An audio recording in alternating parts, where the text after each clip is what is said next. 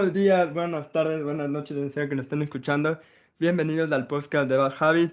Hemos vuelto después de nuestras pequeñas vacaciones, entre comillas, por el bicentenario de la batalla de Pichincha y para darnos un tiempo para todos. La verdad que no hemos descansado en algún tiempo, a pesar de que esta es la temporada en la que más vacaciones nos hemos tomado, siendo honestos, sin realmente ninguna explicación, pero estamos todos con cosas de adultos. Por ejemplo, nuestro querido Richie está en cosas de adultos, José está haciendo una tesis, yo estoy de papá soltero porque me tocó cuidar a mi hija perruna, así que era una semana complicada la anterior, así que lamentamos no haber estado, pero hemos vuelto y vamos a empezar casi la entrada al verano, aunque honestamente este día no pareció verano para nada acá en Quito. Pero vamos a hablar sobre Guillermo Lasso.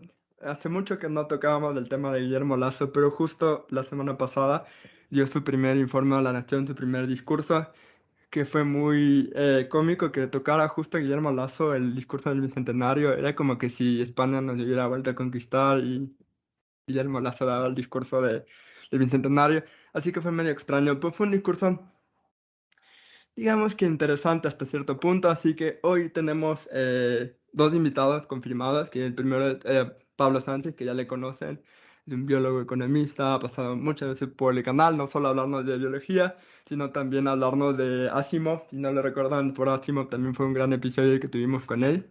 Y hoy nos va a acompañar también Diana Ulloa, que nos va a hablar especialmente sobre el agua, es una experta en todo el agua. Así que antes de empezar con todos estos temas, Diana, si te puedes presentar un poco a nuestra audiencia, contarnos qué haces, cómo llegaste al mundo del agua, cuáles fueron tus intereses en todo el tema. Chicos, muchas gracias por la invitación.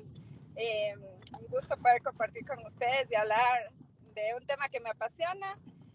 Bueno, yo soy ingeniera en agua, que la gente a veces dice como, no puede ser que exista una ingeniería sobre eso, y aunque el agua es como el elemento vital, hay muy pocas personas que estudian este tema en el mundo y en Ecuador todavía menos. Y bueno, estudié una maestría en el CATI de Costa Rica relacionada también al agua y recientemente en la Universidad de Chile una especialización sobre ciencia de datos para el sector público. Entonces, nada, me gusta mucho el tema del agua y me gusta trabajar en temas de política pública sobre el agua, principalmente porque creo que el agua es un elemento clave para hacer un cambio en la sociedad, pero también es un elemento clave para reflexionar sobre inequidades, sobre cómo cambiar el mundo, cómo ayudar al resto de gente, cómo ayudar a los animales, a la naturaleza. Y claro, es un reflejo de un montón de cosas de la economía, de la desigualdad, de las brechas del desarrollo y demás. Entonces, hago activismo en un grupo que se llama Red Agua Ecuador, que básicamente es un grupo de gente que somos apasionados de este tema y tratamos de hacer, no sé, como algo de justicia en torno al agua y sobre todo dar información, porque hay muy pocas personas que saben lo que pasa en el tema del agua en el Ecuador. Así que esa es mi breve introducción y gracias. Bienvenida, Diana. Ahora me siento un poco culpable porque yo soy un fan de la Coca-Cola y todos de aquí en este podcast suelen culparme de que desperdicio mucha agua por tomar Coca-Cola, así que me estoy sintiendo un poco culpable por eso, pero bueno, lo lamento en nombre de todos los que no pueden hacer tanta agua. No es tanto mi culpa, pero lo siento, de verdad. En fin, Pablito, bienvenido nuevamente. No te voy a pedir que te introdujeras porque ya todos sabemos un poco, pero bienvenido de vuelta. No sé, voy a dejar que los chicos hagan la primera pregunta en temas de medio ambiente, pero sí voy a hablar de que una de las cosas que más habló Guillermo Lasso en tema ambiente fue especialmente las Islas Galápagos, no la olla de la corona de la biodiversidad de nuestro país, de Ecuador. Fue lo que más mencionó, más que el agua como tal. Entonces, Diana, para un poco empezar, ¿nos puedes explicar un poco cómo ha sido toda la política de agua, cómo ha cambiado? Porque estábamos conversando al principio y que, ¿dónde empieza toda la ley de agua? Es decir, empieza desde Moreno, empieza desde Correa, cómo ha ido manejando este tema Lazo, porque no fue un tema que realmente tocó, o al menos no me acuerdo que haya tocado específicamente en temas de ambiente, y sí me acuerdo más lo que dijo de la Reserva Marina de las Islas Galápagos, de que es momento de explotar hasta la última gota de nuestro petróleo antes de que las personas empiecen a usar, que fue como que una condición súper grande. Entonces, ¿cómo ha sido todo eso del tema del agua en Ecuador en los últimos 20 años? Mm, Bueno, yo lo que sí quisiera comentar es que haciendo una reflexión sobre quién lucha por el agua, creo que debemos ser conscientes de que los que luchan por el agua tienen una particularidad y son justo las personas que viven en el campo, que tienen menos oportunidades del desarrollo, que han tenido menos acceso a la tierra y a los recursos en general. Entonces, creo que el agua de por sí ha sido incluso una lucha histórica del movimiento indígena también. Y hay que entender esto porque a veces hay como, por un lado, esta visión del ambiente y de que eso es como ajeno a nosotros, pero en el caso del agua es un elemento tan cercano a la sociedad que los derechos que se han alcanzado en torno al agua no son producto solamente de los problemas ambientales, sino de una lucha social. Entonces, creo que más o menos por ahí quisiera comenzar el contexto de dónde comenzó todo esto, porque además creo que el derecho humano al agua que se reconoció en la Constitución no fue porque Correa, porque los asambleístas sean ecologistas y demás, sino porque de verdad ha habido como un movimiento súper fuerte de los indígenas, de los campesinos, de los montubios, que han visto al agua como un recurso estratégico que no podía quedarse ignorado del Estado y no podía mantenerse como algo ajeno de, o sea, de la vida en sí. Entonces, por eso el derecho humano al agua que se reconoció en la Constitución y que fue pionero en el mundo, creo que fue el primer espaldarazo hacia el tema del agua, ¿no? Que no lo hicieron los políticos, creo que lo hizo la gente. Y con esto de la gente, obviamente no son los grandes agricultores y las grandes empresas, porque ellos más bien siempre les ha convenido mucho que no hay un Estado preocupado por el tema del agua. Entonces, después de eso comenzó un proceso de creación de la ley de aguas, que terminó por expedirse en el 2014, pero hubo, o sea, un gran movimiento en contra, a favor y muchas marchas incluso, justo de esta población preocupada y la ley de agua siempre ha sido muy política, ¿sí? Entonces, los proyectos de ley de agua que han entrado antes, bueno, desde antes de que exista la asamblea, cuando había diputados y demás, en el Congreso siempre hubieron proyectos de ley de agua porque el agua ha sido lo que ha permitido o ha restringido que las zonas rurales se desarrollen. Entonces, tal vez para ir directo al tema del lazo, yo creo que hay que poner dos cosas en contexto. La primera es que ha venido existiendo un proceso sistemático de desregularización del sector hídrico. ¿Esto qué significa? Han tratado de ir destruyendo lo poco que se ha ido avanzando en leyes, en normativa, en institucionalidad, para que nadie controle este tema del agua, ¿sí? Y creo que el primer golpe más fuerte fue cuando en el gobierno de Lenin Moreno desaparecieron la institución que estaba encargada del agua, que era la Secretaría del Agua. Y a partir de eso han sido, o sea, todos los gobiernos han tratado de ir destruyendo el tema del agua. Y aquí yo solo quiero decir algo sobre el gobierno de Lazo, que es una ratificación a la importancia que le dan al extractivismo y sobre todo a la minería, porque acuérdense que cuando hablamos de minería y de procesos extractivos, la gente lucha por el agua. Entonces, es como, o tengo agua o hago minería. Entonces, creo que en el gobierno de Lazo, por eso casi nadie ha escuchado hablar del tema del agua después de que desaparecieron la institucionalidad y que fue un lobby político de muchos de estos grupos que les conviene que no exista Estado. Lo que se ha hecho es dar ese apoyo al sector extractivista. O sea, lo que dijo en el tema petrolero Lo mismo es en el sector minero y tratan justo de ocultar lo que más pueden el tema del agua, porque si se dan cuenta, el agua es la que mueve a los movimientos ambientalistas, a la gente que tenía, yo que sé, actividades turísticas y que luego ya no va a poder usar esos ríos por temas de contaminación e incluso a los municipios. O sea, recordemos que recién hubo esta consulta en Cuenca para el tema de la minería en Molleturo, que ganó, digamos, la gente, la población de Cuenca, y aún así es el mismo gobierno el que sigue impulsando la minería. Entonces, nada, creo que esa es mi reflexión sobre lo que sucede en este momento con el agua y el gobierno de Lazo, y que creo que no va a cambiar mucho porque al final de cuentas es como la lucha de un montón de gente que quiere conservar sus fuentes de agua versus los intereses de las grandes bananeras, de las grandes camaroneras, de los mineros, de los petroleros. Entonces creo que el agua es la que refleja esas luchas. Bueno, tal vez por el lado de, tal vez hay que hacer un análisis de la importancia política. Yo trabajo con Dianita en la red de Agua S. Hemos estado en este activismo ya un buen tiempo, pero claro, justamente hay que analizar todo el contexto político que lleva, ¿no?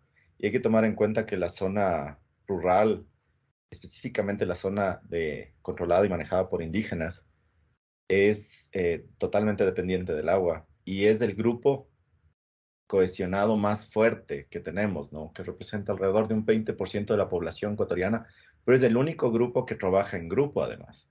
O sea, es el único que en realidad tiene un voto duro denominado por sus líderes, ¿no? Y en gran parte depende del manejo justamente del agua. Entonces, claro, lo vuelve, aparte de un problema eh, vital para todos, es altamente político porque manejan un grupo organizado de gente, ¿sí? Entonces, y no solo está manejado por el lado de la CENAGUA y el Ministerio de Ambiente, el MATE ahora, está manejado por el Ministerio de Agricultura, ¿sí? Porque tienen esa parte del riego que el Ministerio de Agricultura también la maneja. Entonces, siempre ha sido como una balanza súper fuerte. Y claro, cuando la CENAGUA, o por lo menos lo que yo vi, cuando la CENAGUA estaba activa, eh, tenían un poco más de fuerza porque tenían un grado ministerial. Entonces, claro, la fuerza y el empuje que tenían de alguna manera la población indígena, ¿sí? Se podía captar de manera más directa sus peticiones y de manera más ejecutiva aplicarlas. Pero ahora, claro, la bajan de nivel, la quitan de ese nivel y comienzan a manejarla prácticamente sin institucionalidad. De lo que entiendo, todavía no tienen, bueno, no tienen ni siquiera completo el staff de la sección de agua. Entonces, claro, es justo lo que dice Dianita, ¿no? Así como se ve en el ambiente, así se ha visto en todas las instituciones del país, ¿sí? Es un esfuerzo ideológico de achicar el Estado a la fuerza, no por necesidad, no por eficiencia eh, traída del sector privado, no, es simplemente achicarlo por achicarlo y a final de cuentas en la sombra siempre se ven beneficiados algunos grupos de poder, ¿sí? Entonces, por eso es tan importante y por eso les pedía que hablemos también un poco del agua, porque siempre nos concentramos en el petróleo, ¿no? Pero claro, el petróleo, para sacar el petróleo necesitas una fuente de agua también, porque es reinyección de agua para sacar petróleo. Para la minería necesitas agua para todo lo que es minería, por eso tienes las relaveras. O sea, la agricultura y casi todas las industrias, ¿sí? Primero necesitan una fuente de agua para saber dónde se estabilizan, ¿no? O dónde están, dónde se ponen. Entonces, claro, pese a todo esto, ha habido un gran silencio al respecto de la necesidad. Y uno de los problemas, por lo menos yo critico mucho, que Quito sigue cogiendo cada vez más lejos del agua y quitándole la zona rural que nos alimenta, eh, esa agua para que nosotros podamos desperdiciar en la llave del agua potable. Y mucha gente no sabe de dónde viene el agua potable, ¿sí? Los que no sabemos son las ciudades que somos los que más intervenimos, y al final de cuentas las marchas que tenemos son más por conservación que por agua, ¿sí? O sea, tú tienes más la expresión de Yasunidos por la conservación de Yasuní, que en realidad por la conservación de agua o por nuestras fuentes o por el respeto a nuestras fuentes. Y esas marchas solo se ven por el lado indígena. Entonces eso como que quería dar más del contexto político al respecto del agua. No sé si tienen algo más para preguntar. Además, Dianita es experta también en el agua potable de Galápagos, entonces también puede comentarnos cómo está ese tema en Galápagos, ya que el presidente ha expuesto ese tema eh, por el lado de conservación, que es un proyecto que viene heredado además. Entonces, que llegó unos fondos internacionales para el cuidado de las islas, ¿no? Pero eso no significa que el, recién por este gobierno se enteran que existen las Galápagos, ¿no? Esto es un esfuerzo de décadas. A ver, yo aquí sí quiero entrar y voy a poner varios puntos. Uno va a ser como que una pregunta más, digámoslo así, suelta. Va a ser mucho más como que al aire. Y las otras preguntas sí, las primeras preguntas sí relacionadas al agua.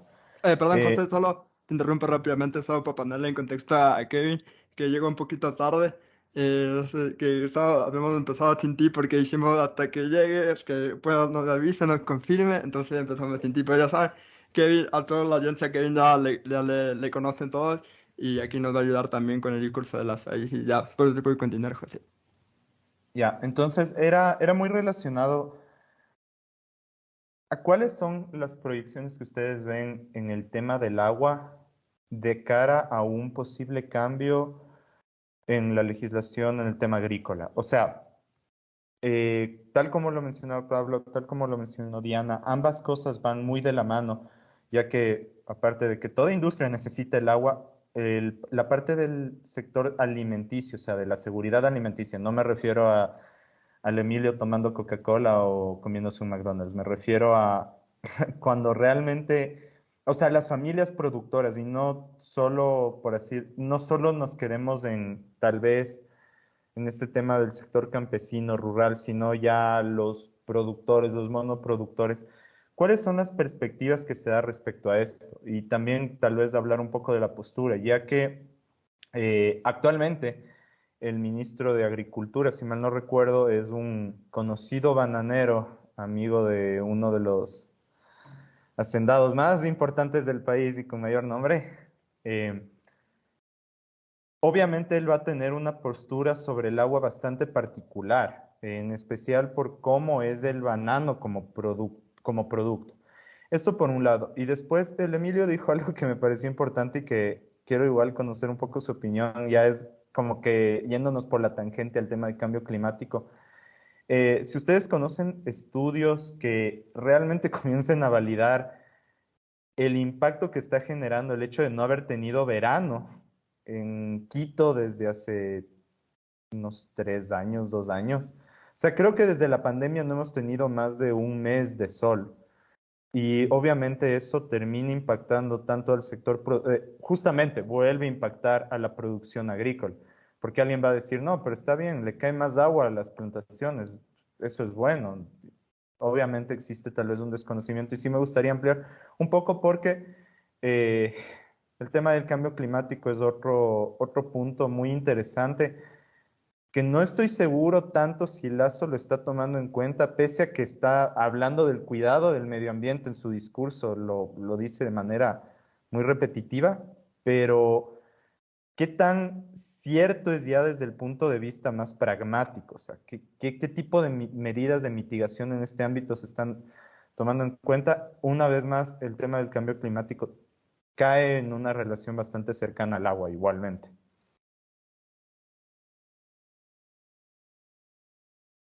Bueno, tal vez para contestar la primera pregunta, yo creo que sí es importante tener como este recuento histórico del tipo de decisiones que se han tomado cuando alguien que tiene un interés particular es el que hace la política pública. Y con esto no quiero decir que esté mal que un bananero esté a cargo del Ministerio de Agricultura.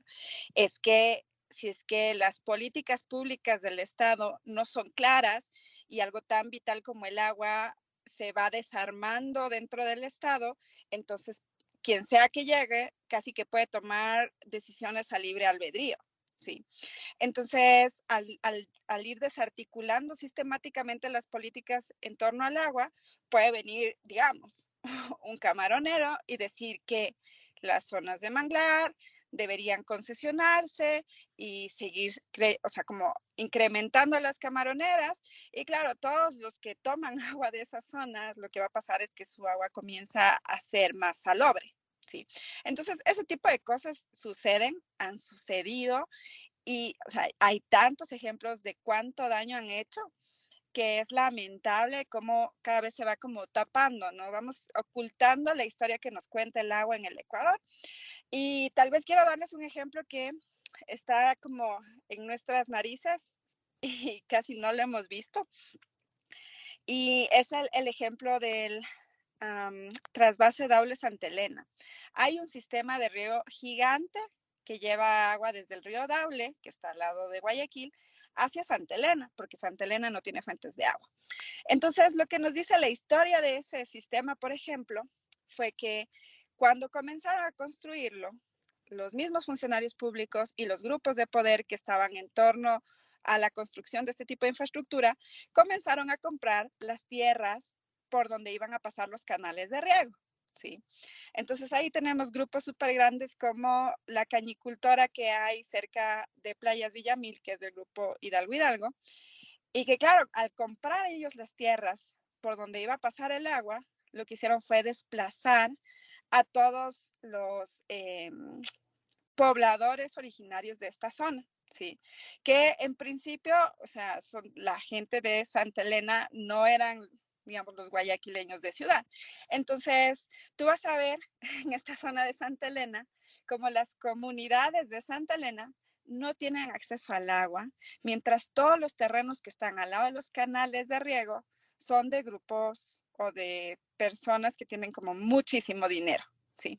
Entonces, eso ya nos contó la historia y es lo que viene pasando todo el tiempo, ¿sí? Entonces, por ejemplo, ahora los proyectos de riego que faltan por hacer, digamos, en el país, quedan en zonas que están cerca del páramo, que es súper caro llevar el agua, que el costo por hectárea es altísimo. Entonces los gobiernos dicen, no, pero ¿para qué vamos a invertir en eso? Mejor invertamos en la cuenca del Guayas, donde están los grandes bananeros, los monocultivos y demás. Y yo no digo que eso esté mal, pero lo que sí hace es crear una brecha más grande, porque los que sí tienen acceso a agua pueden producir 2, 3 veces al año, versus los que no tienen acceso al agua, que están normalmente en tierras, digamos, marginales o con baja producción, producen una vez al año cuando llueve. Así que creo que el sector bananero, obviamente hay muchos estudios que demuestran que ellos acaparan el agua. O sea, tú tienes tu pequeña bananera al lado de un grupo gigante y claro, el grupo gigante tiene 20 bombas sacando agua y a ti no te llega el agua. Entonces, eso es algo que todo el tiempo está pasando y al no tener una política de Estado en torno al agua, o sea, esas inequidades solo van creciendo, ¿sí? Y van como siendo cada vez más crudas, más difíciles para quien no tiene acceso al agua para riego. Entonces, ahí yo sí pienso que el Estado tiene un rol fundamental que te hace elegir en modelos de desarrollo, entre el modelo del monocultivo de contemos cuántos dólares produce el agua por exportación o cómo el agua puede ayudar a que la gente tenga mejor educación, que tenga riego para sus pequeñas parcelas, que mejore el ingreso o sea, de las familias que hacen la soberanía alimentaria en el Ecuador. Así que creo que el riego es fundamental, digamos, para como eliminar estas inequidades. Y ahí va a ser mucho una gran diferencia el tipo de gobierno que se tenga y el tipo de autoridades que se tenga. Eso por un lado. Por otro lado, el tema de cambio climático. Bueno, no sé si el Pablito quiere decir algo sobre este tema de agricultura. Creo que has dicho bastante de la parte de agricultura, pero es verdad, o sea, aquí no hay tantos los estudios para la parte land grabbing, de apropiamiento, de apropiación de tierras, ¿no? Que es un grave problema, porque ¿quién tiene acceso a todos los preproyectos y incluso la parte técnica que conversábamos con Dianita. ¿Quién tiene la parte técnica como para planificar la apropiación de tierra? No son las comunidades, son justamente las empresas grandes que pueden tener acceso a ministros o incluso simplemente a internet, ¿no? Saber por dónde van a pasar todos estos proyectos de riego o el contacto directo en el ministerio, ¿no? Entonces, claro, tienes este problema de que los mejores suelos, o por lo menos los que tienen acceso a agua, van condicionando o están condicionados directamente al poder adquisitivo o al poder que tengan dentro del Estado, ¿no? Eso por un lado. De ahí, de lo que decías de cambio climático, yo por lo menos de lo que he visto de cambio climático, todavía está mucho por decirse. Recién comenzaron con fondos del PNUD de este año los estudios de afectación de cambio climático a la agricultura, ¿sí? Eso quiere decir que todavía no tenemos los planes de mitigación claros ni diseñados a la medida del Ecuador. Lo que se ha venido haciendo hasta ahora es medio basado en la experticia de no sé quién, pero es lo único que se ha hecho por el lado de cambio climático. La afectación más clara y más directa en realidad es la de Galápagos. Ahí sí el cambio climático más claro, para mí por lo menos, es hacia Galápagos, porque es cambio de nivel del mar, cambios claros de patrones de lluvia. La gente en Galápagos sí tiene una limitación alta en la cantidad de lluvia que tiene, en la precipitación. Entonces, sí tienes por ahí una afectación clara, ¿no? En continente no es tan fácil, pero yo creo que más que la catástrofe climática es la minera. La afectación a las cuencas hidrográficas es más desde el lado minero. Entonces, no sé si deberíamos concentrarnos tanto o sea, no digo que no, pero somos un país tan chiquito que no vamos a afectar al cambio climático a nivel global, pero sí estamos afectando el acceso al agua a nuestra gente directamente, ¿no? Y eso es seguridad alimentaria directamente. Y no nos olvidemos de la salud pública, porque con la pandemia que acabamos de pasar, lo más importante para el cuidarnos era lavarnos las manos, y eso es con agua corriente, eso no es con agua estancada, ¿sí? Eh, en- es un problema más que el agua por la que debería ponerse el agua como una prioridad. Y claro, involucras a un ministerio más que debería estar participando activamente en el acceso al agua, ¿no? Y no se hace. Y eso es como decíamos, parte de la destrucción de la institucionalidad que está habiendo desde estos gobiernos totalmente ideológicos, ¿no? Eso. Antes de continuar, sí tienes un punto muy importante. Debí esclarecer que me refería principalmente a temas adaptativos al cambio climático más que un tema de mitigación, porque si seamos sinceros, Ecuador no puede hacer mucho en tema de mitigación. Si nos ponemos a valorar cuál es el impacto de Ecuador al cambio climático, existe. No digo que no sea válido comenzar algún tipo de mitigación. Sin embargo, creo que no. Ahí sí va a aparecer como ese meme de esa retroexcavadora tratando de empujar al megabarco que se quedó atorado hace un año y que casi destruye la economía por cuarta vez en 2 años, literalmente. Entonces, bueno, sí, principalmente No, adaptación a cambio climático no quería te engañes, José, puedes hacer especificar. tu parte con un estudio de Barjavi diciendo si el pinzón deja de tomar Coca-Cola, ¿ayuda al cambio climático? Es un buen tema de investigación. Spoiler, no, no ayuda. Comentar algo sobre eso. Y es que algún rato que hablábamos con el Pablo sobre este tema del cambio climático, primero creo que para hablar sobre el cambio climático se necesita información climática, ¿sí? Que en Ecuador no existe y que desde hace años han venido como destruyendo esta institucionalidad también. Entonces, creo que ahí a veces uno dice como, el INAMI no sirve de nada. O sea, si el INAMI dice que hoy va a llover, seguro va a ser sol. Y parece chiste, pero es anécdota. Entonces, y esa anécdota de que o sea, no le atinamos nunca porque no le invertimos dinero al servicio meteorológico y que en el caso de Ecuador es hidrometeorológico. Entonces, o sea, no sabemos exactamente, no exactamente, no sabemos cuánta agua hay en el Ecuador en promedio en el mes de julio, por ejemplo, ¿sí? Y lo que sabemos es como con tanto nivel de incertidumbre que pasa lo que nos pasa siempre, que no le creemos al INAMI. Entonces, aunque parecería una nimiedad, al final sí termina repercutiendo en este tema de adaptación, porque no sabemos bien a qué nos vamos a adaptar. Entonces tomamos como los modelos globales y la información que nos da las comunicaciones del IPCC y así, pero al final de cuentas es como casi como adivinar. Entonces, pienso que ahí es súper importante darle esta relevancia al conocimiento. ¿Sí? Y a los datos y a la información, que a veces el gobierno o los gobiernos dicen como, ay, es una pérdida de dinero, es una mala inversión, digamos, pero ya en la práctica, entonces, cuando hablamos de adaptación, además de no tener datos, ¿sí? Casi siempre pensamos en el agua. ¿Sí? ¿Y a qué me refiero con esto? Inundaciones, exceso de agua. Sequías, falta de agua. ¿Sí? Y casi todo el mundo asocia el cambio climático con eso. Así que creo que Ecuador de por sí, la adaptación que hacemos es casi que al azar porque no tenemos buena información. ¿Sí? Y bueno, hay acciones que decimos que son de cambio climático, pero lo que en realidad están haciendo es disminuir estas brechas o estas inequidades que ya vienen de siempre. ¿Sí? Entonces le damos a una comunidad que está en una zona que se supone que es muy vulnerable al cambio climático un sistema de riego y decimos es una medida de adaptación.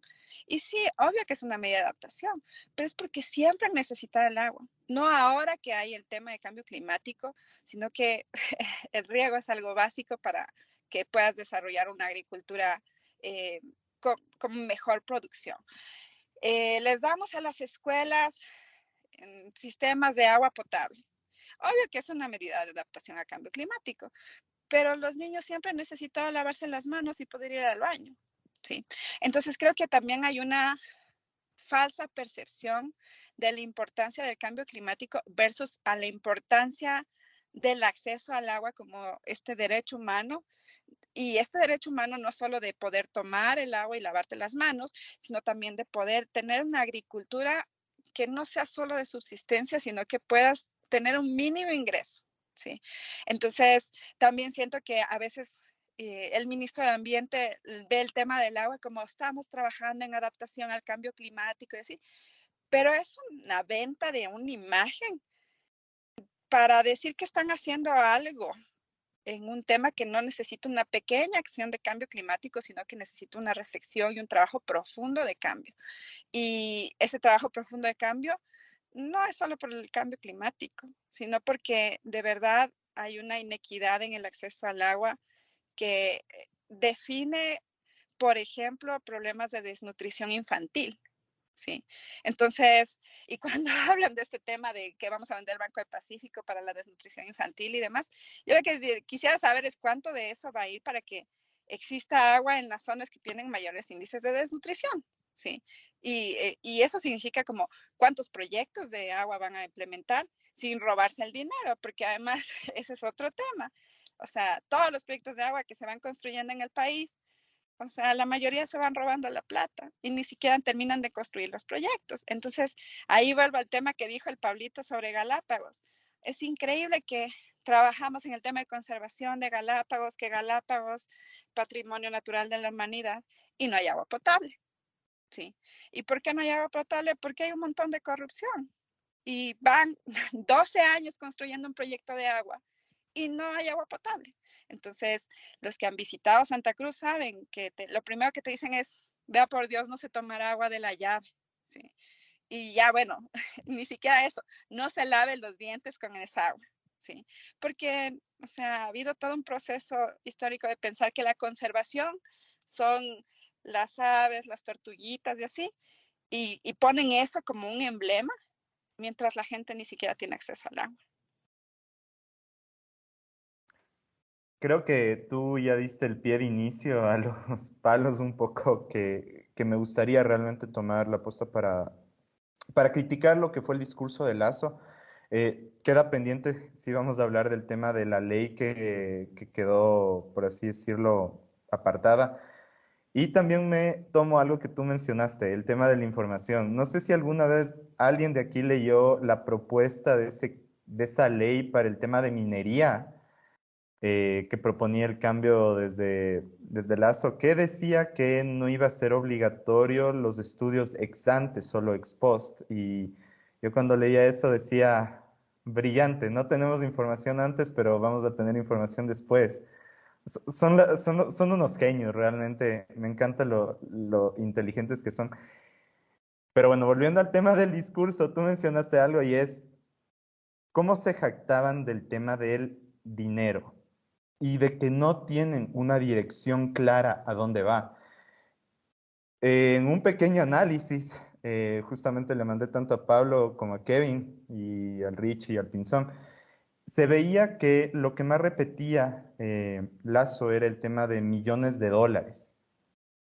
Y claro, el discurso se iba a millones de dólares conseguidos para y millones de dólares gastados, pero nunca existía una claridad operativa de qué se buscaba conseguir con ese dinero. O al menos yo, que aparte de escuchar el discurso, lo revisé y lo leí para validar eso, nunca apareció una claridad de a dónde se iba ese dinero. O sea, sí, conseguiste millones de dólares, pero no sé, para mí Lazo está transformando el medio en el fin. Lo mismo aplica con los indicadores macroeconómicos que Lazo defendía.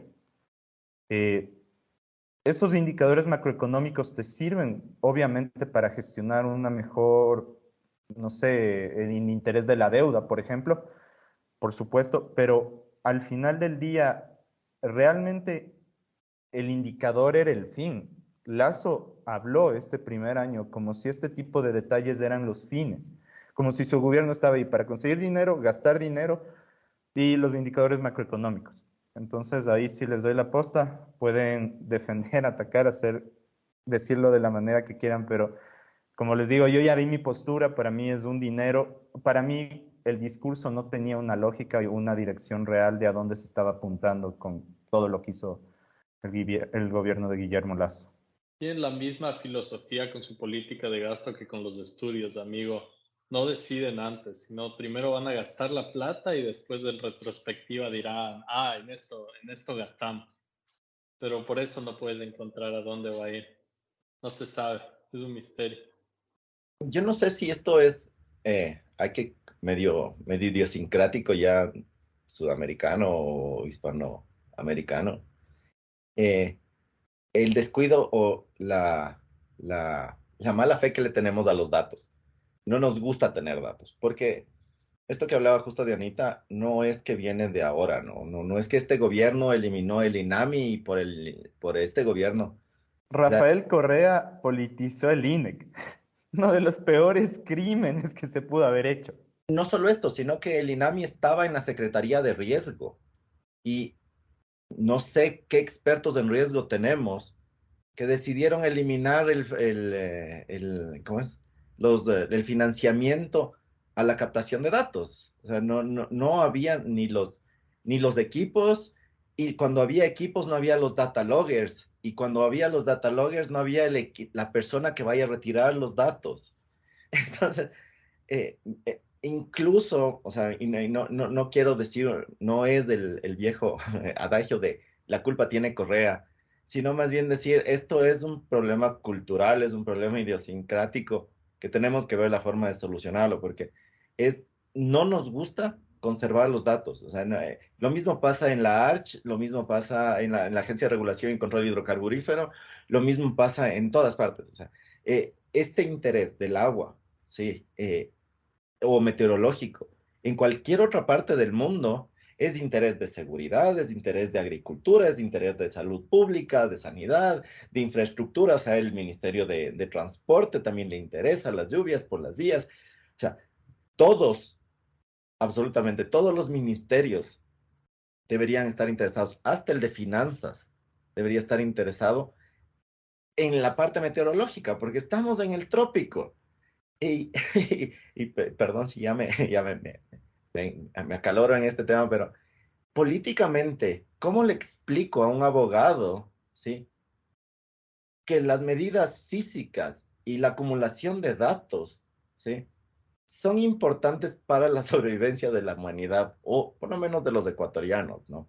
Entonces, en ese sentido, no puedo culpar a un gobierno en particular, sino es una desidia general, es una indolencia en general del ecuatoriano, ¿sí? Que no le importa, que no sabe cómo analizar los datos, que no sabe cómo tomar esas decisiones en base al conocimiento.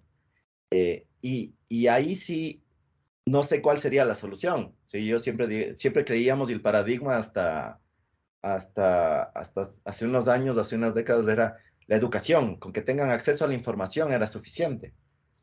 Llegó el Internet y vemos que es exactamente lo mismo, ¿sí? Y un poco también criticando a todos los análisis que he visto acerca de Lazo. Yo sé que estamos enfocados en una ideología muy particular, la de Lazo, pero nuestro país es un sistema complejo, ¿sí? Y depende del punto de origen. ¿Sí? Y eso involucra a todos los gobiernos anteriores. No estoy quitando la responsabilidad a Lazo como tal, ¿sí? Pero si en 12 años no se pudo afianzar y poner las bases correctas para un Ministerio de Agricultura bien institucionalizado, tomando en cuenta que todavía somos un país agrícola, ¿qué esperamos del resto de instituciones? ¿Sí? No tenemos ni siquiera, no llegamos a tener el seguro agrario fuerte. Imagínate el resto, el Ministerio de Ambiente, que siempre ha sido el último en la lista del Ministerio de Finanzas, ¿sí? No logramos ni siquiera afincar bien el problema del petróleo. No tenemos unas buenas instituciones en el lado petrolero tampoco. Entonces, claro, para todo esto, ¿cuál es la solución? ¿Cómo podemos hacerle un análisis únicamente a Lazo? ¿Sí? Yo sé que está destruyendo mucho de la institucionalidad, pero es como que dice Dianita, lo que dice Dianita. Si llega un camaronero, un bananero al Ministerio de Agricultura, pero la institución funciona como una maquinita, ¿sí? Es lo que le pasó a Trump en Estados Unidos. No pudo Moleno, no pudo deshacerse de la EPA totalmente, porque era una institución tan fuerte y creada por los republicanos mismos.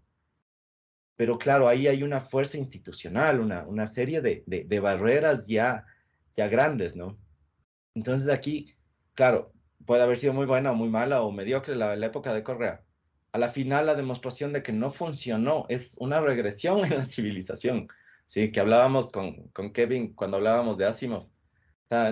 Nosotros, tal vez la civilización global vaya a tener una regresión en el futuro, pero el Ecuador es como que es una montaña rusa todo el tiempo, ¿no? No pasa ni un presidente, ni un año del siguiente presidente, y ya vemos que se están desmoronando todas las instituciones que creíamos, ¿no? Es un poco ahí para tener una visión más amplia de la crítica del país que tenemos, a final de cuentas, ¿no? Yo solo rápidamente Sí. quería decir que en mi época de estudiante, cuando estudiaba periodismo en los CPQ, me hacían hacer mucho fact-checking, porque yo entré a la universidad justo cuando fact-checking estaba haciendo boom, ¿no?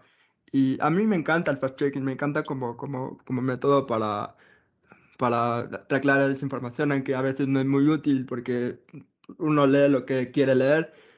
El problema es que a mí me gustaba leer fact-checking, pero odiaba hacer fact-checking porque aquí en Ecuador no hay datos. O sea, la tan llamada ley de transparencia que se hizo durante el gobierno de Correa no funcionaba porque hay datos que simplemente no están en la plataforma.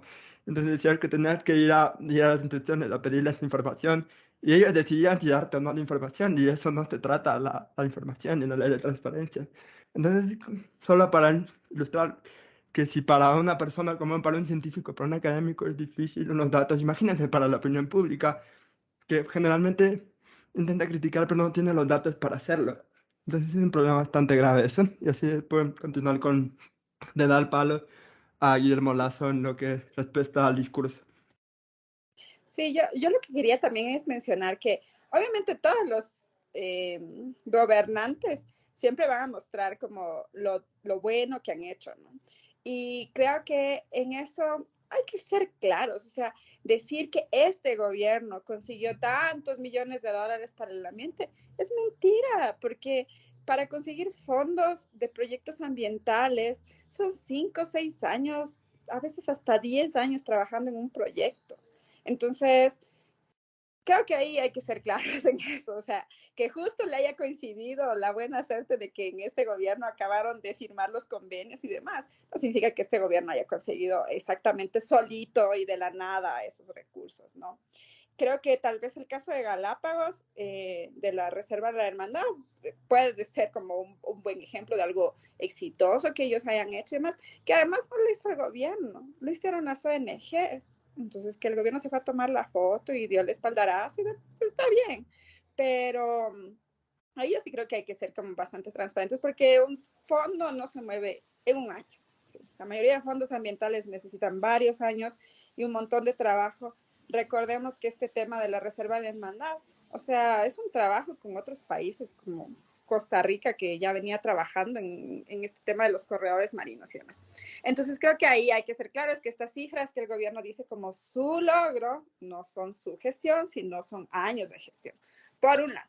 Por otro lado, también creo que a veces cuando uno dice como conseguimos muchos recursos, debería contrastarse eso con tasas de deforestación, con índices de calidad del agua, con cobertura de agua potable, con cobertura de agua para riego, no sé, como con esta información, porque ¿de qué me sirve conseguir un montón de millones de dólares si es que al final lo que eso sirve es para contratar consultorías ambientales con mis amiguis o con mi empresa? Sí, entonces creo que justo también por eso, como que hay que ver el tema de cambio climático así como de lejos y de cerca, porque se mueven muchos recursos en torno al tema de cambio climático, pero cómo eso está ayudando al ambiente, a la deforestación y demás, pues creo que hay que analizarlo como con más profundidad o con un poquito más de detalle, por así decirlo. Y yo lo que sí creo es que el gobierno de Lazo, o sea, logró algo que el sector minero venía trabajando desde hace mucho tiempo y que justo, o sea, el agua era el que le frenaba y aquí esto es algo que Lazo debería como con el tiempo transparentar y que tiene que ver con justo esta presencia del Estado, ¿no? Y se supone que en la ley minera dice que todos los proyectos mineros deben demostrar que no generan afectación a fuentes de agua. En el gobierno de Lazo se aprobó que las empresas mineras vayan a un notario y hagan una declaración juramentada que diga que no van a contaminar el agua. Y eso ese es como el cumplimiento de este requisito que dice la ley minera. Tienen que ir y escribir y decir, juro que no voy a contaminar el agua, gracias, hasta luego. Y eso fue aprobado en este gobierno. Entonces, como, como, a ver, o sea, como alguien que le interesa la política pública, digo, como, ¿qué falta de institucionalidad debe haber para que un ministerio acepte que un notario sea el que certifique que la empresa minera está jurando que no va a contaminar el agua? Sí. Un poco Yo creo que ya es un nivel, o sea, inverosímil de lo que se permite al sector extractivista en contra de otros, porque hay algo que tal vez Pablo puede explicarlo mejor, pero el que contamina el agua no le hace daño solo al Estado, al gobierno, no sé qué, le hace daño a los que están aguas abajo.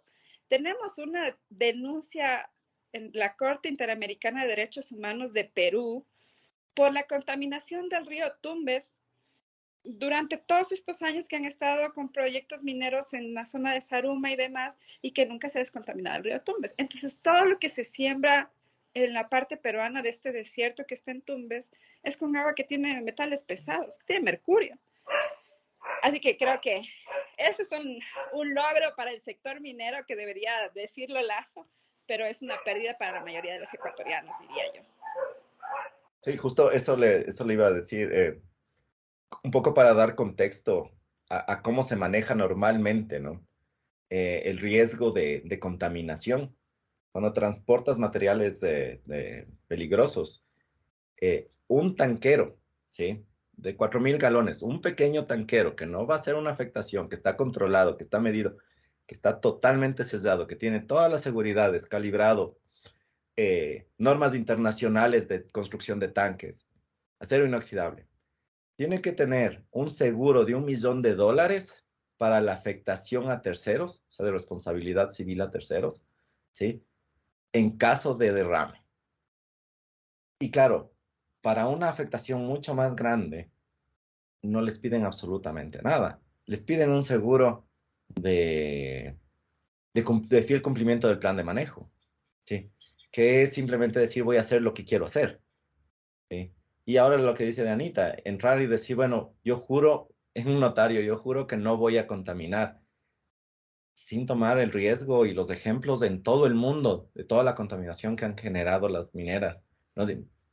Yo de lo que entiendo son todas, pero digamos que algunas mineras, de todas maneras el riesgo es demasiado alto, ¿sí? Entonces, de ese pasivo ambiental que vamos a generar, yo sí quisiera que alguien coja y diga, bueno, de todos los ingresos que podemos tener, ¿cuánto vamos a tener que pagar a Perú, ¿sí?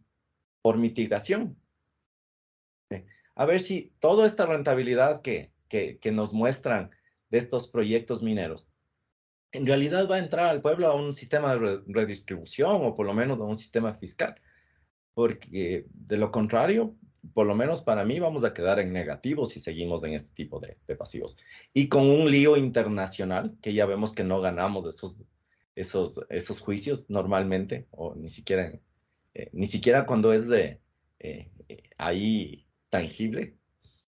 Entonces, yo creo que en ese sentido, cuando nos afectamos nosotros al ambiente, terminamos pagando nosotros multas.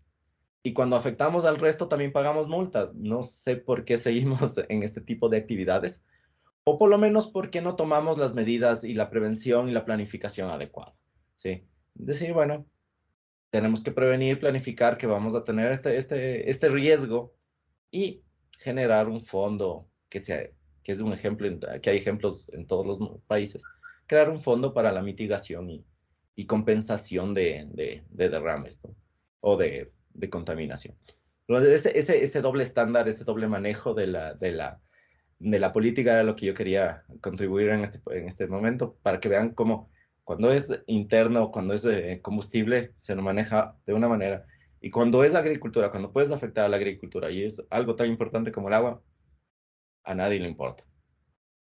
Ahora sí, que pues le hemos tenido al pobre silenciado media hora, creo. Pero, No, estoy escuchando y aprendiendo full. ay, buenazo, No buenazo. me gusta lo que estoy aprendiendo, pero estoy aprendiendo full. Buenazo. ¿Y tú, cómo viste tú, en cambio, el discurso de Lazo, ¿no? O sea, ¿cómo lo ves desde hace un año, ¿no? Me acuerdo que hace casi un año hicimos con Pablito y contigo y Doménica Rodríguez acerca de los primeros 100 días del gobierno de Guillermo Lazo. Y ahí empezamos a hacer algunas predicciones, ¿no? Empezamos a ver que se movía este gobierno. Ha superado tus expectativas todo lo que pasaba en un año. Pues hablábamos mucho de las alianzas con Núñez, con el Partido Social Cristiano, que a la final sí hubo un pacto, ¿no? Porque terminó saliendo Jorge Glass de la cárcel, aunque tengo entendido que otra vez lo están buscando para encarcelarlo, no sé si que lo vayan a matar a la cárcel. La verdad perdí la pista de esa noticia. Eh, pero ¿cómo has visto tú todo ese manejo de la política en Ecuador? Especialmente porque ustedes han vivido mucho más que nosotros. Ustedes, por ejemplo, vivieron en la época de los 90 Gracias que por decirme era... viejo. ah, No, no Qué le buen estoy diciendo guiño, viejo, le loco. estoy diciendo sabio, le estoy Dale diciendo suave. sabio, muy sabio. Ustedes tienen Hay canas en la barba. no te este conocimiento para nosotros de ignorancia, ¿no? Pero hemos visto todos los memes, ¿no? De el ven para mi arte, ¿cómo es del que le dice, me acosté con tu mujer que para este hombre?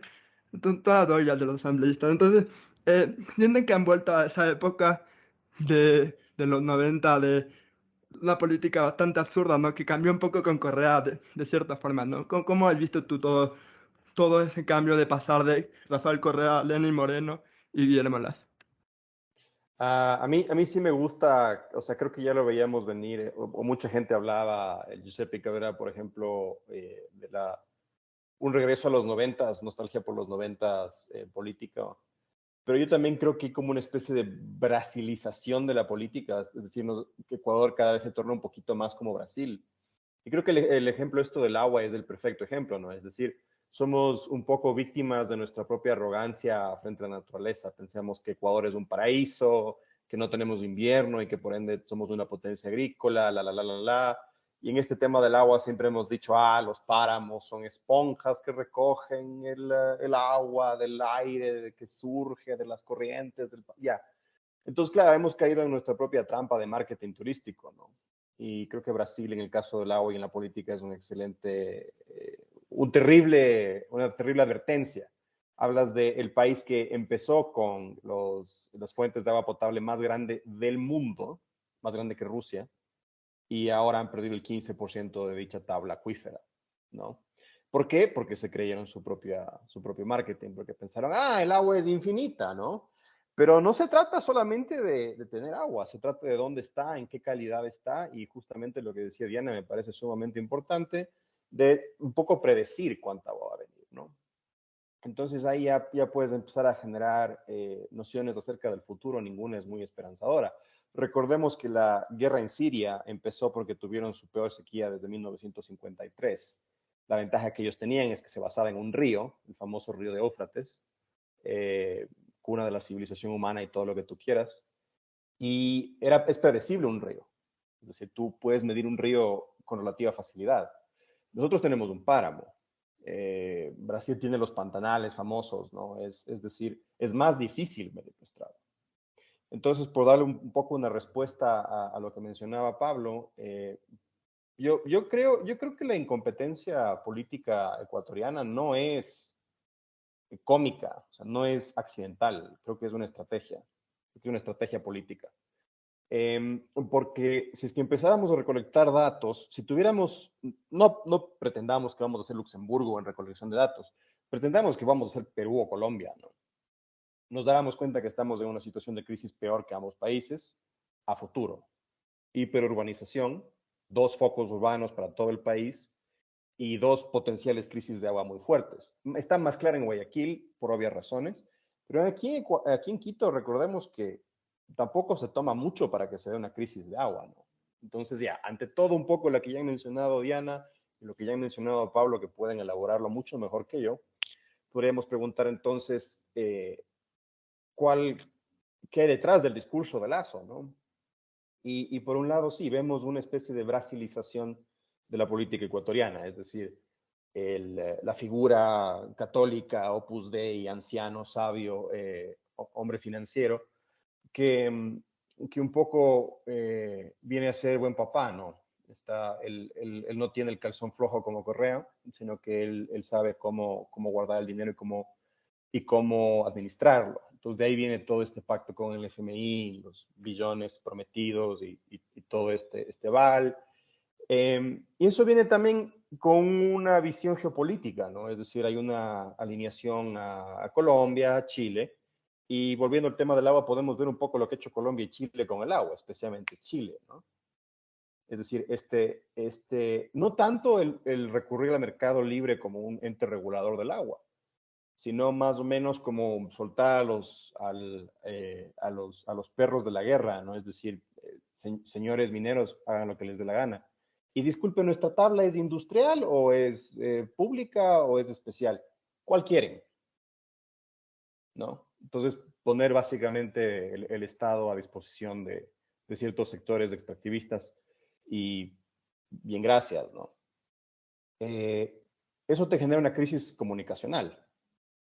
Y la crisis comunicacional se resuelve con ambigüedades, que es el discurso que acabamos de ver del señor Lasso, que es una variante del discurso que ya dio hace un año, nada más.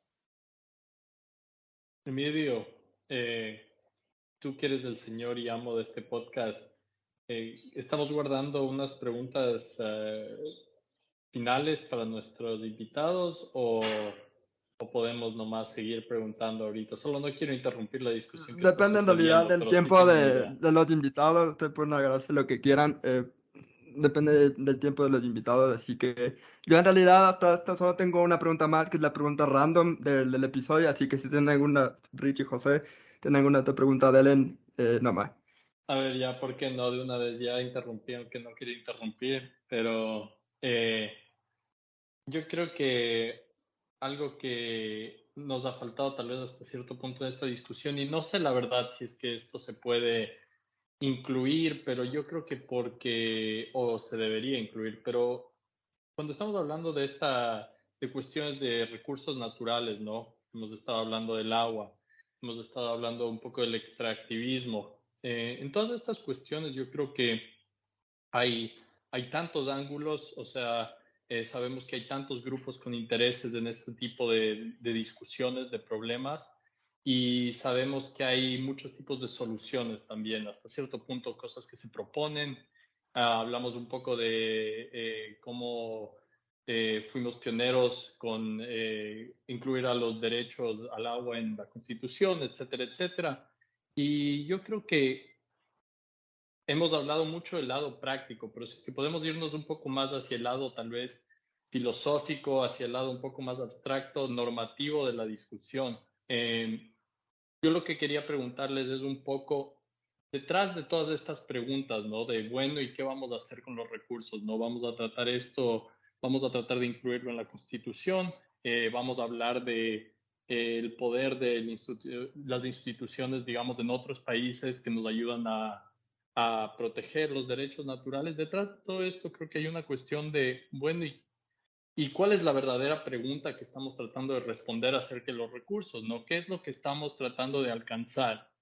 Hemos dicho que estamos yendo hacia un ideal de que la agricultura se maneje de cierta forma en respecto al agua, que el agua tiene que ver con la desigualdad, ¿no? El acceso al agua impacta la salud de los niños, impacta las posibilidades de desarrollo urbanas, etcétera, etcétera. Entonces yo creo que detrás de todas estas preguntas, como estos ámbitos prácticos, hay una cierta plantación filosófica de qué es lo que estamos tratando de decir acerca de los recursos naturales, ¿no? Y sé que hasta cierto punto tal vez deberíamos estar tratando de ir hacia lo más concreto, idealmente, ¿no? Hacia soluciones prácticas y todo, pero yo también creo que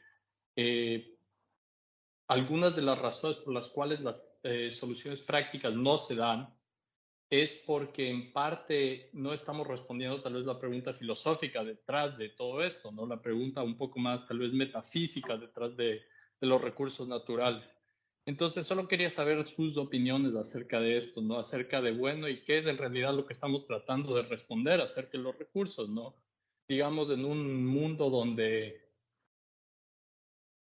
pudiéramos resolver los problemas, ¿qué es lo que estamos tratando de resolver, ¿no? Y sé que esto va a tener diferentes respuestas, tal vez incluso hablando de diferentes recursos naturales, pero si tomamos del agua como el recurso natural ejemplar en este caso, ¿no? ¿Qué es lo que estamos intentando hacer idealmente, y idealmente en el sentido literal de la palabra, ¿no? Como la idea detrás de las acciones con esto del agua como un recurso y más allá de un recurso que es solo algo que se usa, sino como un aspecto vital de la sociedad, tal vez por así decir. A mí me gusta justamente estas preguntas que refieren alrededor de conceptos filosóficos. Y yo diría que estamos muy en la antesala de una crisis ideológica, justamente. Creo que proyectándote como filósofo político en el siglo XIX, siempre asumías que iba a haber más, ¿no? Más capital, más laburo, más tecnología, más petróleo, más agua, más calorías, etcétera, ¿no? Las filosofías del siglo XIX políticas y del siglo XX políticas eran filosofías del más, eran filosofías de las ecuaciones crecientes, ¿no? Pero a mí me interesa poner eso un poco en crisis y decir, ¿qué pasa cuando la cuestión se revierte? ¿Cómo generas políticas alrededor del laburo, alrededor de la industria, alrededor del medio ambiente, cuando todo empieza a girar hacia el menos? Menos agua, menos petróleo, menos kilovatios, menos calorías. Eh, Sabemos que famosamente la economía es la ciencia de la escasez, ¿no? ¿Qué pasa cuando la escasez es la norma y no la excepción? Es decir, no hay una respuesta marxista a una crisis de agua, fuera de decir que sin agua no hay industria y sin agua no puede vivir un proletariado, por ejemplo, ¿no? no hay una respuesta fácil fascista, porque para tener un ejército necesitas agua, ¿no? Entonces, a mí sí me gustan mucho los huecos filosóficos, es decir, no hay una filosofía del agua, más allá de asumir que siempre va a haber agua. No hay una presunción acerca de la energía, más allá de que siempre vamos a tener más energía. La solución es solar, la solución es eólica, la solución es tecnológica, ¿no? También la tecnofilia. Pero yo creo que la tendencia, lo que nos está diciendo la naturaleza es, prepárense para el menos. La tuvieron bastante bien estos últimos 2 siglos, prepárense para 2 siglos de escasez. Y claro, ahí solo puedes recurrir un poco a figuras teológicas, no tanto filosóficas, ¿no? Y obviamente ahí es problemático. Entonces sí, de pronto nos estamos acercando a una filosofía un poco más medieval, más al Príncipe de Maquiavelo que al Capital de Marx. Y sí, te voy a decir que cuando los filósofos están interesados en crisis, las cosas van para mal. Entonces, sí, creo que no va a haber respuestas fáciles filosóficas. De pronto sí hay mucha gente que apuesta, como mencionaba, a la tecnología. Yo no, pero de pronto otra gente sí. Creo que el agua es un excelente ejemplo de eso. No puedes crear más agua. No hay tecnología para crear más agua, ¿no? Hay una X cantidad de agua potable en el planeta y la tendencia con la industrialización es que el costo de la industria es pérdida de agua, por ejemplo. Y creo que pasa algo muy parecido en el caso de la electricidad también. Entonces, sí, es un buen tiempo para ser pesimista.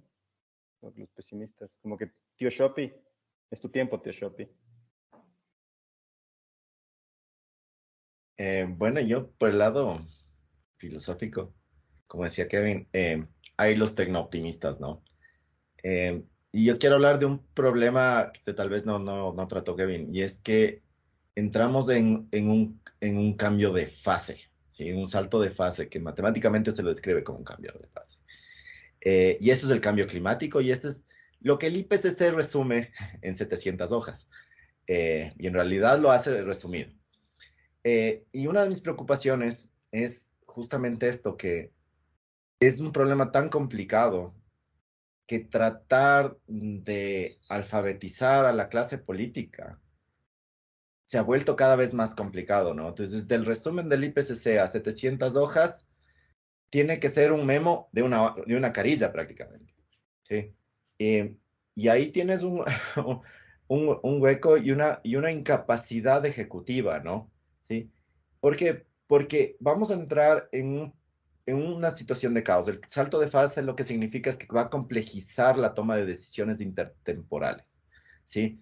Ya no vas a poder predecir que normalmente en las economías de primer mundo o en las de países desarrollados tienen una capacidad de predicción. Estados Unidos tiene más o menos 2 a 3 semanas de predicción del clima. Y con eso les basta como para tener una agricultura saludable, proteger la infraestructura y cosas así. En un ámbito más grande para la agricultura, ellos también tienen capacidades de reacción en tres semanas que les permite cuidar cultivos, reaccionar, guardar agua, almacenar. ¿Qué pasa cuando todos estos sistemas comienzan a cambiar? ¿Sí? ¿Cómo nos adaptamos? ¿Qué tan rápido, ¿sí? Una cultura cambia para adaptarse al ambiente? ¿Sí? Ya no hablemos de selección natural, hablemos de selección ya cultural. ¿Cuánto se demora una civilización en cambiar bajo sus condiciones ambientales? ¿Sí? Hablando de cambio climático. Y este es justamente el problema que no podemos transmitirlo, tal vez a la parte de economía, que claro, que solo está pensando en cantidades y no está pensando en flujos, ¿sí? Que no está pensando en acceso a esos recursos, ¿no? Cada vez es más caro entrar a obtener oro, cada vez es más caro obtener petróleo, cada vez es más caro obtener litio, ¿sí? Todo esto va complejizando la decisión, no, porque no es solo, ya no solo es el problema de los recursos, no es solo es el problema de que están cada vez menos recursos no renovables. También ya tuvimos un problema de una pandemia.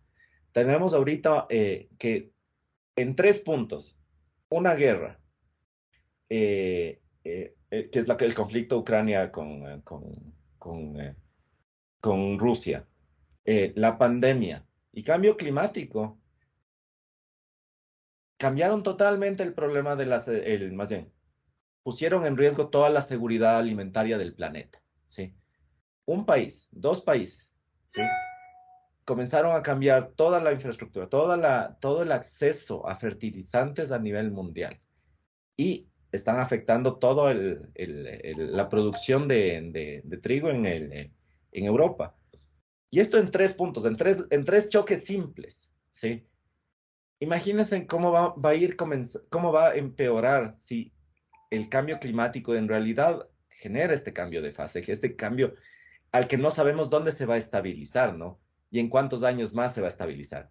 Y por eso le preguntaba a Kevin justamente lo de Asimov, porque en la historia de la fundación justamente él predice esto, ¿no? Él dice, en tantos años vamos a volver a ser la civilización que éramos antes. Y no sé si tenemos ese riesgo, porque una vez más, con el pesimismo que nos caracteriza, que yo traté de ser en la vez anterior optimista, pero en este punto, en realidad, no veo un camino y veo un montón de huecos, no solo filosóficos, sino de conocimiento, ¿sí? No tenemos estos problemas. Y claro, leyendo un poco de agricultura y justamente las decisiones intertemporales, ya en este momento, ¿sí? Hay economías que tienen problemas en la predicción de cuánto fertilizante, qué tipo de cultivo van a hacer, y todo esto solo con los pequeños cambios que ha habido ahorita, porque son en realidad pequeños. Imagínense cuando vaya a tener un cambio grande y real, ¿sí? En el que disminuya la cantidad de área cultivable o que disminuya el acceso a la luz. Ya digamos que no es el problema el agua y que va a caer más agua. ¿Qué pasa si cae demasiada agua? ¿Sí? ¿Qué pasa si no deja de llover y simplemente tenemos menos luz, tenemos menos producción? Entonces, todas estas decisiones, eh, si no tenemos datos, como decíamos, si no tenemos los datos previos como para predecir qué pasa con cambios, lo vuelven más incierto y vamos a estar en una época de demasiada incertidumbre. Y la incertidumbre lo que hace a la gente que solo le interesa la economía es eh, destruir las economías. La incertidumbre automáticamente elimina o entra en pánico la gente y comienza o a acumular o a especular, ¿sí? Entonces, claro, diciendo todo esto, no veo que nuestro país, por lo menos, o más bien, no veo que ningún país en general esté tomando las previsiones adecuadas como para reaccionar al problema que tenemos en las manos. Por eso José deja de especular con Bitcoin, maldito economista, no mentira.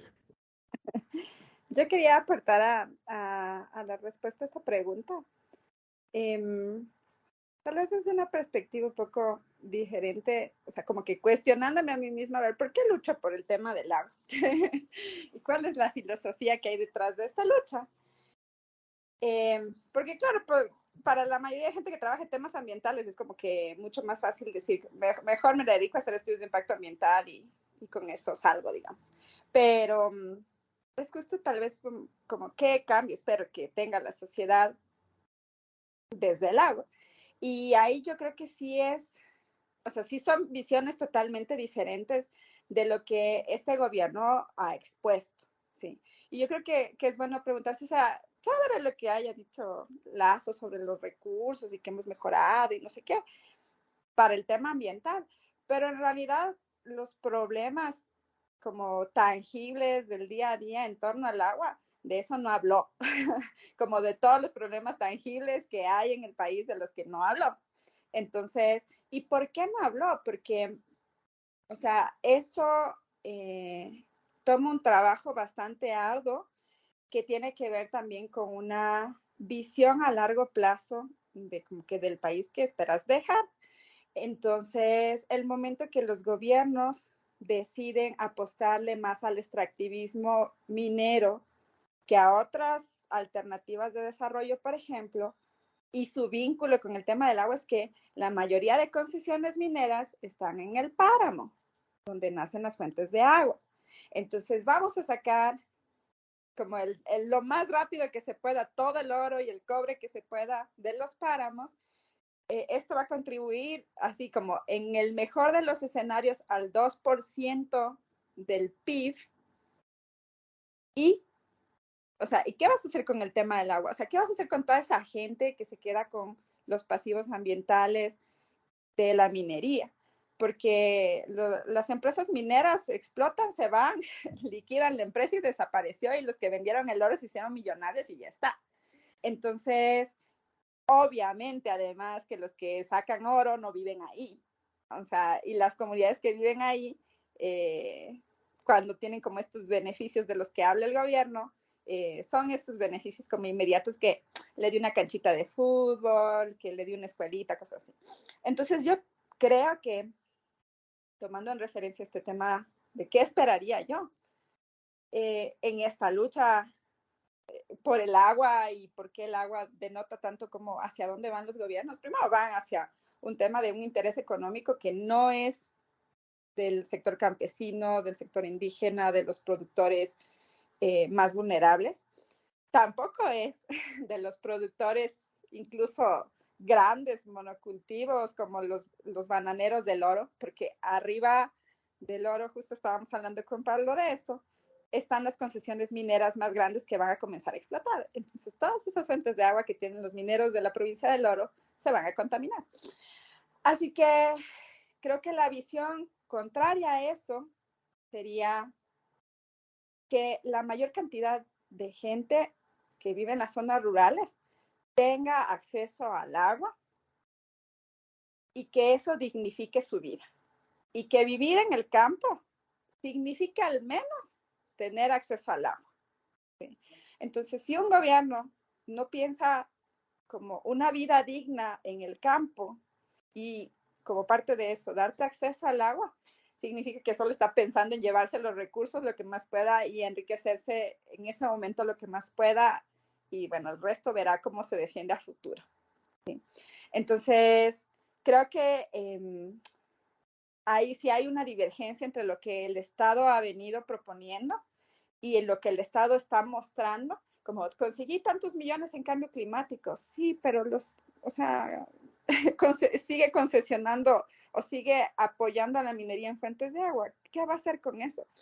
Así que es como una pantalla que tratan de ocultar lo que le va a pasar a la mayoría de la población rural, y entonces seguimos alimentando el que todo el mundo tiene que migrar a una ciudad porque solo ahí va a haber agua pura, y va a haber competencia por recursos dentro de la ciudad, y toda la problemática que esto significa. Así que creo que más que como una filosofía política, es como una filosofía de vida. Vivir en el campo cada vez se vuelve más inhumano, ¿sí? Más complejo, más caro, en el sentido de que, o sea, el sector campesino es el que absorbe toda la contaminación, todas las inequidades del mercado, todas las faltas de oportunidades de educación. O sea, es como vivir en una zona rural es lo menos digno que va a existir a futuro, pero igual la ciudad tampoco tiene oportunidades. Entonces creo que ahí como que tenemos esta divergencia con lo que apuesta el Estado y con la apuesta de este gobierno sobre las prioridades. Yo sé que dijimos que íbamos a hacer más preguntas, pero empecé a pensar en esa persona que tiene que editar el podcast y dije, oh, esa persona soy yo. Así que le voy a tener que cortar las más preguntas, como soy el señor de este podcast y quiero vigilar un poco mi salud mental. Así que voy a cerrar con la última pregunta que hacemos en este podcast, que es para un poco desentender la conversación y dejar un poco este tono pesimista para que el pobre oyente no se corte las venas y nos terminen demandando. Así que la pregunta random, como sé, estamos haciendo esta temporada, es una pregunta que por lo general no tiene nada que ver con el tema que hablamos y que por lo general respondemos todos. Así que no sé si que tuvieron chance de ver las noticias hoy, que en el Museo del Louvre, eh, en Francia, una persona se hizo pasar por discapacitado y lanzó un pastel hacia la Mona Lisa. y después hizo un mensaje de cambio climático, irónicamente, ya que estuvimos hablando de cambio climático, para defender el cambio climático, para hacer su punto. Así que, si ustedes tuvieran la posibilidad de lanzar un pastelazo a una obra de arte en toda su forma, puede ser música, puede ser una pintura, puede ser lo que sea, y lanzar un mensaje, ¿cuál sería? Yo en realidad, para empezar con ese tema, lanzaría un tortazo a una obra de Pollock, porque sí lo odio a Pollock, me parece horrible. No entiendo cómo pueden gastar tanto dinero en eso. Si quieren cancelarme y dicen que el arte es una libertad de expresión, pero no puedo con Pollock, así que yo lo lanzaría a Pollock. El mensaje sería, hagan una Coca-Cola más ecológica, ese sería mi mensaje. Así que Pablo quería ser el siguiente, así que dale. Solo quiero decir que, wow, no creí que ibas a cancelar un artista el día de hoy. Esto estuvo full fuera de lugar. Buenas. Um, yo creo que en ese sentido, y tomando en cuenta la moda actual, yo creo que le metería un tortazo virtual a los NFTs, ¿verás? Porque están gastando energía y no entiendo que alguien pague tanto dinero por un recibo digital. O sea, ni siquiera en papel, digital. Eh, y que no aprovechen ese conocimiento y todas esas herramientas para un uso real, para un uso más, no sé. Entonces ese sería mi pastelazo. Eh, sí, quizás mi pastelazo fuera más a un autor que a una obra de arte. Y ya que estábamos mencionando a filósofos de la incertidumbre y el pesimismo, sí, tendría que ser un pastelazo a una gran hombre o como obra cumbre del pensamiento ilustrado, del pensamiento medieval. Entonces, de pronto, un pastelazo a Don Hobbes y su Leviatán, un pastelazo al Príncipe de Maquiavelo, o un pastelazo a toda la obra completa del Dr. Shopi, ¿no? Sí, creo que salimos del siglo de la certidumbre y entramos al siglo de la incertidumbre. Creo que esa es un poco la regla. Y la parte que a mí me da miedo más que nada es justamente que ante eso, ante la incertidumbre, los poderosos tienden a irse más hacia la violencia que hacia la democracia y el diálogo, y a discursos absolutistas, paradójicamente. O sea, creo que el poder opta por el absolutismo ante la incertidumbre. Entonces sí, quisiera darles un pastelazo para alivianar ese miedo que tengo. Entonces daría... Marx no serviría porque es un muerto de hambre, se comería el pastel. La barba como que disminuiría un poco el efecto, pero de pronto a Engels le quedaría muy bien. O no, al tío Shopi. Nadie lo va a tomar tan mal como el tío Shopi. Schopenhauer va a recibir ese pastelazo, le va a regar, va a tener una cara tanto o más amargada. Entonces creo que sí, un buen pastel de merengue para el tío Shopi, con mucho amor.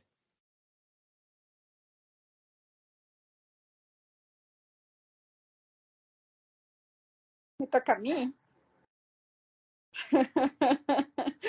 Chuta, está difícil.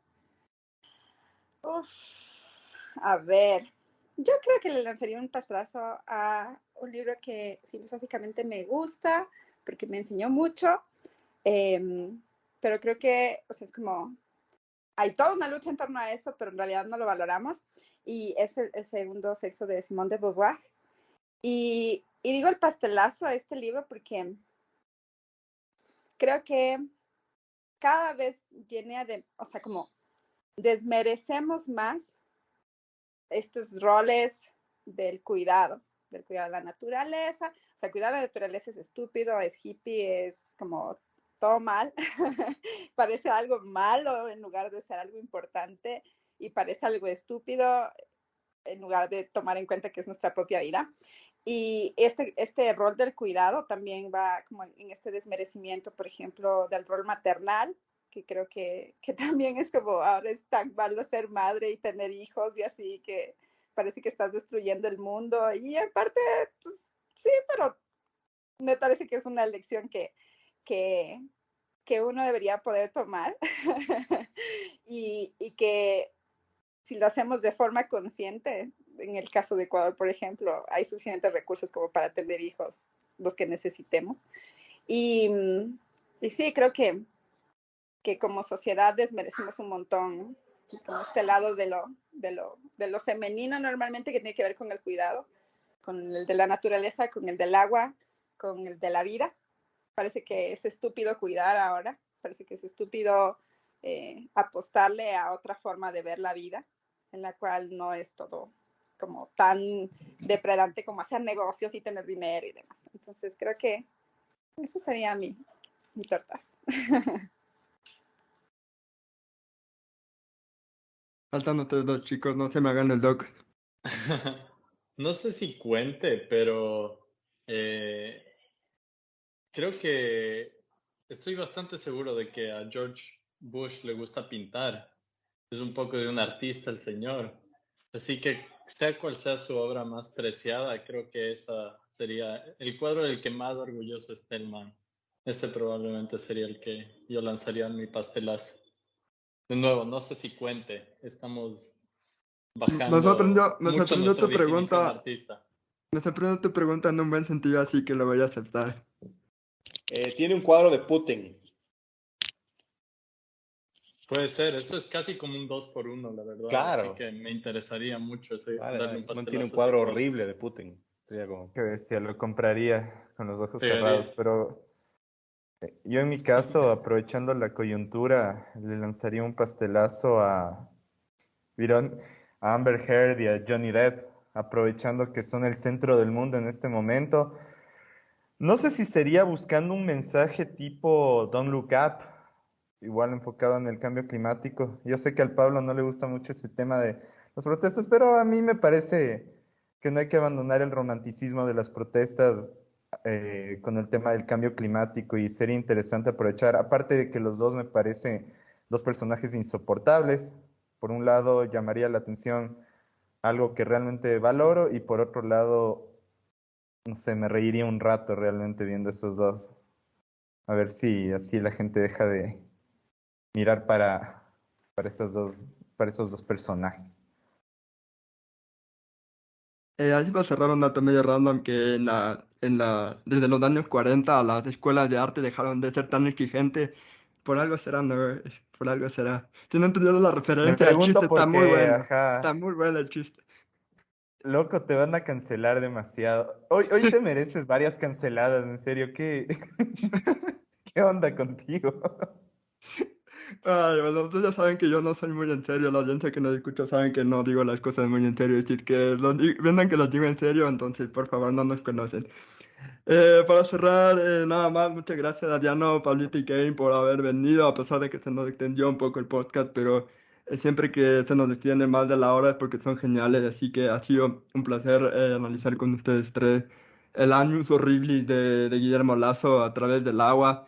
Usamos el agua como contexto para analizar todo el gobierno y sí, quedaron bastantes conclusiones bastante interesantes de cómo ha sido el primer año de Guillermo Lazo y pensar que nos quedan tres más llegar segundo, tercero, cuarto. Creo que esa es la pregunta que tendremos que responder el próximo año. Si llegó al segundo, si llegó al tercero y si llegó al cuarto. No lo sabremos, pero por ahora Reiteró que se quiere lanzar en el 25, ¿ah? con eso lo dijo todo el Kevin, así que no sé qué más podría decirle de Kevin, lo dijo Sin todo, así que comentarios. Es mi Creo que es hora de pastelazo a la cerrar obra de esto. arte que es este podcast. así que nada, Ese muchas sí gracias por dolió. haber venido. Que cuando quieran volver, siempre son bienvenidos. Como siempre decimos, más que proponerle temas a ustedes, estamos buscando temas, así que tienen algún tema de ahí que quieran hablar, sean libres de contactarnos. Mantenemos algunos pendientes con Kevin, porque el debate de que alguien tiene que organizar, José, perdón, me llegó una tos. Ya, ya. Eh, Abiertamente, ahorita el Kevin puede lanzarle un reto al Puma y yo prometo. De hecho, ya, ¿saben qué? De paso le invito al Pablo y a Diana si quieren ser los mediadores de ese debate, ya. Para evitar conflictos de interés por parte del Rich. O míos Aunque Pablo va a también. venir pronto por el de la evolución, así que quedamos en ese que va a ser Ay, pronto. cierto. Así, Por favor, y díganme que no van a debatir la evolución, eso ya sería como No, no, vamos a debatir tan diferentes 2011. escuelas de la evolución. Ah, ok. Aquí aceptamos de por sí la evolución. Lo que vamos a Ya, debatir ok, son ok, escuelas de ok. pensamiento. De la No, nada si, se Ya. puso si quieren, bien. oficialmente al Puma ya lancé uno de mis argumentos que yo lanzaría teóricamente en ese debate, el debate de la escasez desde una perspectiva marxista, justamente. Sí, Ahí tendrían un problema si me quieren de mediador. También voy a estar sesgado con el Puma. es verdad, es verdad. Tienen que No, buscar a alguien necesitamos solo totalmente neutral. gente que le esté Necesitan un maoísta. echando, Necesitan un esté maoísta, alguien echando que odie candela ahí. tanto a los leninistas como a los anarcos. Eso necesito. Ah, bueno, en ese caso sí, en realidad sí, medio les odio de lado y lado, entonces. Ya, perfecto, perfecto. Funciona, me parece bien. Está hecha la invitación. Bueno. Ah, oye, antes de que me olvide, solo había un detalle más de lo que dijo Richie. ¿Vieron el discurso de George Bush en el que dice que deberían juzgarle a esa persona que invadió Irak? Sí, es súper. Me Deberían considerar, pareció el momento deberían, más cómico de la semana, deberían tomarlo como definitivamente. profesión y ya estar en La Haya juzgándole. No sé por qué no le tomaron, pero bueno, solo quería completar. No te preocupes, no te Creo preocupes. que es algo de consuelo para todo el mundo saber que al man creo que la conciencia le consume todos los días. O al menos eso esperamos que su subconsciente le esté consumiendo desde adentro. Así es. Bueno, entonces, como saben, también gracias a todos. Les corto ahorita porque en serio alguien tiene que editar este podcast en 1 hora y media y voy a quedarme toda la noche, así que en venganza a eso voy a seguir tomando Coca-Cola, solo por eso. Así que gracias a todos por venir. ¿Qué más? La próxima semana tengo entendido que vamos a hablar de Colombia, pero todo en este podcast nunca nada está bien organizado. Desgraciadamente somos del reflejo de nuestro país. Esta institución es igual de débil que todas las demás instituciones de este país. Así que cúlpenle al país, no a nosotros. Muchas gracias y nos vemos la próxima semana.